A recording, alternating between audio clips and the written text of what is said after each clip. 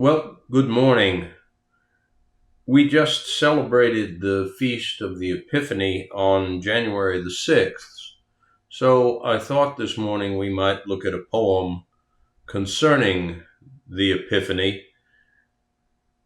It's called The Journey of the Magi by T.S. Eliot. It's a very well-known poem. The Journey of the Magi. A cold coming we had of it, just the worst time of the year for such a journey, and such a long journey. The ways deep and the weather sharp, the very dead of winter, and the camels galled, sore-footed, refractory, lying down in the melting snow. There were times we regretted the summer palaces on slopes, the terraces, and the silken girls bearing sherbet.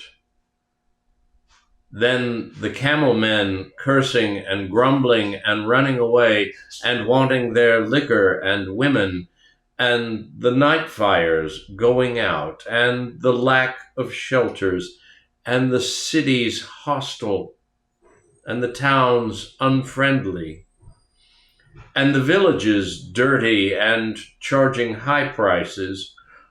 A hard time we had of it.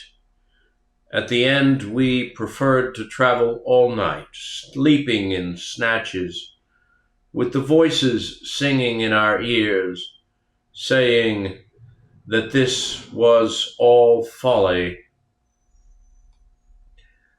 Then, at dawn, we came down to a temperate valley, wet below the snow line, smelling of vegetation, with a running stream and a water mill beating the darkness, and 3 trees on the low sky. And an old white horse galloped away in the meadow.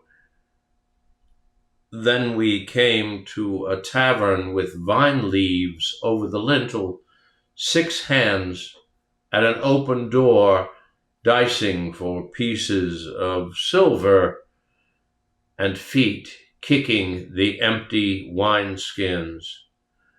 But there was no information, so we continued and arrived at evening, not a moment too soon.